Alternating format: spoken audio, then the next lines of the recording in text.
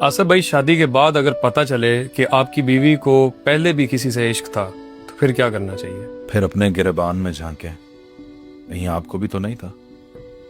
किस और बात? अगर आपको ये लगता है तो जो मुझे था वो तो खत्म हो गया, जी, तो उसे भी इतनी इजाजत दें कि जो माजी में था वो तो आपकी तब हुई जब आपने दस्तावेज़े मोहब्बत यानी अपने निगाह के पेपर पर साइन किया। आपकी तो वो तब बनी ना।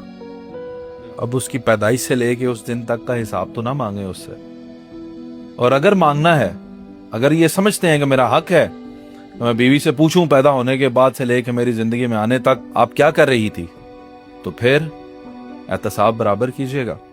अपना भी हिसाब पैदाइश से लेकर वहां तक रख दीजिएगा। यकीन माने कि किससे आपसे कई गुना कम ही होंगे, ज्यादा नहीं होंगे। अब आप ये पूछना अगर चाह रहे हैं कि उसकी तबीयत में कोई ऐसी बात आपको नजर आती है या उदासपन है, बाज औकात लोग जो हैं, अगर उसने बोला ही ना हो। हाँ, ये अब एक अहम बात है जी, कि आपने एक गाड़ी खरीदी जो कि सेकंड हैंड थी, आपने पैसे दिए, उसको खरीद लिया, लेकिन ये याद रखें कि उस गाड़ी के अंदर कुछ चीजें टूटी फूटी भी हैं जो आपने नहीं तोड़ी, लेकिन फिर भी आपको पैसे देने पड़े। जी, इसी तरह इंसान जब पहले किसी इंसान के साथ इन्वॉल्व होता है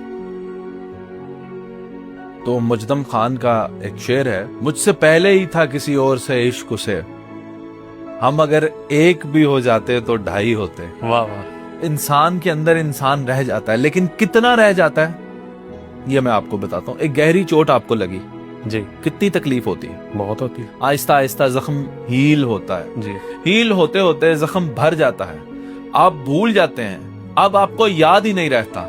कभी कभार कहीं बैठे हुए आपने ऐसे बाजू को देखा, ओह यहाँ पे तो चोट लगी थी, जी, निशान आज भी है, बस निशान रह जाता है, दर्द खत्म हो जाता है। सही। किसी इंसान को भूला तो नहीं जा सकता। आपकी मेमोरी जो है, हार्ड डिस्क है जो आपकी, दिमाग है जो आपका, उसके अंदर जो स्टोरेज है उसमें एक दफा एक वाकया आता है। यहां अनडू और कंट्रोल जेड नहीं होता। सही।